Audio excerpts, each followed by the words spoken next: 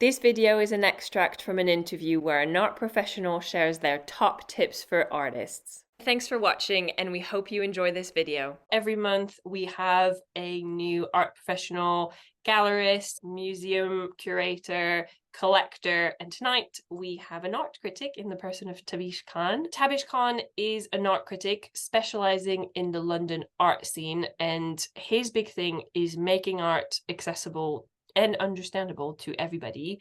Tabish writes for Fad, Londonist, Culture Whisper, amongst other publications. He visits hundreds of exhibitions each year to review in his regular columns. Tabish is also a trustee of ArtCan, a member of the board of the charity The Discerning Eye, and a trustee for City and Guild's London Art School. Tabish, you are known on the internet, on your Instagram, everywhere as the London Art Critic. In practice, what does that mean day to day? Yes, so it's important to note that I came to art quite late in life. In fact, it was only in my mid-20s that I discovered art and art galleries. I knew nothing about them. So I started going, someone said you should write about it. So I wrote my own blog and then I pitched to a few people and I joined Londonist at the time. I joined at the right time and grew with them. And then I met Mark, who runs Fad, at a different exhibition. He said, why don't you do a weekly top five, which I do for Fad. And I also have my occasional column, What's Wrong with Art, where I venture what I don't like about the art world and how things can be improved. And then Culture Whisper, I do about a couple of reviews a month of feature exhibitions. So that would be big museum, big gallery exhibitions. And Londonist, I do roundups and previews of the month ahead. But what I do is spend most of my evenings at exhibitions to see them at the private views. And then I spend every Saturday going around galleries. And there's so much to see in London, I have to almost portion it up. So I'll spend a day, say, in North London galleries or South London, East London, West London, Central London. And then I'll spend a day going around. And then at some point, I end up being in front of a screen and writing. That's always the tricky bit, finding the time to write the things that I've seen. And then I do that. And then obviously I post on Twitter, Instagram, Threads now as well, all of the things that are going on. So you mentioned you go to a lot of exhibitions during the week and then you sit down to write a column, whether that's for Fad magazine, Londonist, or Culture Whisper. So how do you go about finding new exhibitions or new artists to talk about, to review? What are your key sources? It's hard to actually think back to a time when I had to source these things, because now I'm in a very fortunate position where everyone emails me about almost every exhibition that's happening, so I can just pick and choose from what's in my inbox. But obviously it's worth noting a lot of major museums and galleries will have their in-house press team that handle that. Some major commercial galleries will also have professional PR companies that have a relationship with me, that reach out to me.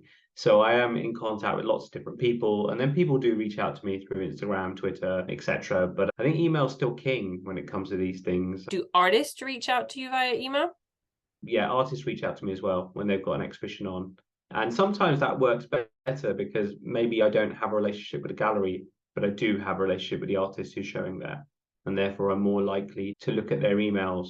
One of the things I wanted to ask you first is, are there any exhibitions you regularly go to? Do you go to open studios? Are there things that are milestones of your calendar?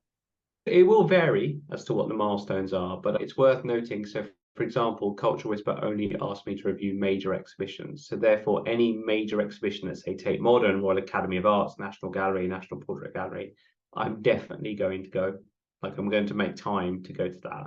And in terms of things that are eligible for Londonist and Fad, it has to be something that I can write about, that by the time it's been published, it's still on. So therefore, I do tend to prioritize things that have at least a week, preferably a lot longer runtime. And so therefore, that's why I don't always prioritize things like open studio as much as I enjoy them, because I know that I can't necessarily write about them after I've seen them. I still try and get to them. I still try and get to art fairs, the same reason. So you mentioned that email is king in your job, and really most press people, critics, journalists, most people, if you reach to them on a social media platform, they'll say, hey, can you please put it to me in an email? So What do you expect to get in an email? Do you expect to have bullet points in the body of the email? Do you expect to have press release? Do you expect to have images? What should people send somebody like you? Yeah, so I always had this thing that I refer to as the 3 second rule, which is that if a cold email comes through, it has 3 seconds to make an impression on, and if it doesn't, then it gets deleted. And I probably respond to more emails than anyone else, and even then, I don't respond to all of them. The amount of email traffic out there is so vast, you do need to stand out. I like to keep it short and sweet. I'm very much bullet points are great. Don't go into too much detail, or if you are going to provide more detail because it's useful from a contextual perspective, then make it further down the email. So I think the key things that need to happen in an email at the top are kind of bullet points of what is it, when is it, where is it, and then strong lead image. I think a strong lead image, preferably embedded within the email rather than you having to download it as an attachment, is the most important thing. And one thing I say to a lot of artists, if you're sending it yourself, is always ask some trusted friend, loved one, colleague to look at it and decide for themselves what they think your strongest image is. Because as an artist, you will have a personal relationship with your artworks that prevent you from taking a step back and looking at them. Because you might want to lead with this image because it's the work that you spent the longest on, but someone coming at it cold might think actually that doesn't attract me as much as this other one that you have. I personally read a lot of press releases or help artists write them. And it's simple things like I remember saying to an artist, okay, so when are the opening times?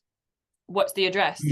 These are things that are easily forgotten. So get somebody to have a quick read through. And if they can't tell you, yeah, this is what the show is, this is when it is, where it is, how many works, and why I should care really, then you might need to tweak a bit.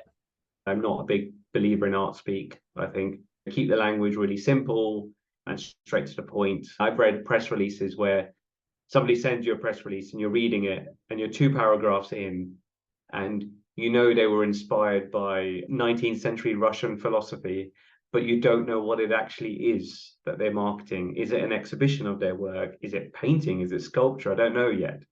And those sorts of things just put you off. So it needs to be very straightforward. Otherwise, I just don't have the time to look at it. Are there any other do's and don'ts for artists who want to catch your attention or in general an art critic's or an art journalist's attention in a positive way, obviously? I suppose the other things that you worth noting are give us enough lead time because a lot of people work to different deadlines. Like sometimes there's a week, sometimes it's a month, some magazines are quarterly or 6 monthly. So bearing in mind that's the lead time they're working to, you have to remember that's how you need to fit in. So by the time it goes to print or online, the show needs to be open if they're writing about an exhibition to visit. Otherwise, what's the point of telling someone about a show that they can't see if it's that kind of website? Now, bear in mind that we talked about pitching. I don't write about studio visits. Other people do. So it's worth finding out which magazines do write about studio visits and maybe pitching to them if that's what your angle is. When I said make sure you're in time for someone's lead cycle, whether it's quarterly, monthly, weekly, it's also important to give people enough notice that a show is about to happen with any preview image you can provide. Then when the show is open, also follow up then to say the show's now open, here's some installation shots of the exhibition in case you want to cover it, possibly with a Dropbox link, that's quite helpful. And then at the end, if it has run for a fairly long time, almost say last chance to see it, because sometimes people also want to include that in a column, like last chance to catch this exhibition. That's quite helpful. So all of these things just make my life a lot easier because if I choose to write about it, if the images are in a Dropbox link that's in my inbox, I don't then need to send another email to someone say, can you send me some images? It's already there. One thing I want to just add on top of that is that also bear in mind there's never been more people willing to cover an exhibition in existence than there is today. But as long as you broaden your definition of what that is. So yes, there's still probably the same amount of magazines and newspapers, maybe fewer arts or lower arts coverage in them because of difficult times financially, but it's worth noting there are so many influential people on Instagram who have lots of collectors following them, and just inviting them to see your exhibition. There are lots of people who write their own blogs and websites that you can invite, people doing their own podcasts. So there are so many different avenues that if you just go online and search, you can explore that potentially can give you coverage. Okay, it's not print coverage and it may not be a 1,000-word review, but it's lots of different ways to bring new people, new collectors, new buyers, new fellow artists or enthusiasts to your practice. Where can people find you? So you've got a website, which is tabish-khan.com. And then on all social media, I'm at London Art Critic. Thanks for watching this video. If you want to watch the full 1-hour interview and get top tips from an expert, then click the link below and join the Art Ladder mentoring program now. By joining the Art Ladder, you will get access to our full library of webinars with curators, collectors, critics, gallerists, and more. Don't forget to subscribe to our YouTube channel for more videos like this, and check out the description below for more free resources for artists.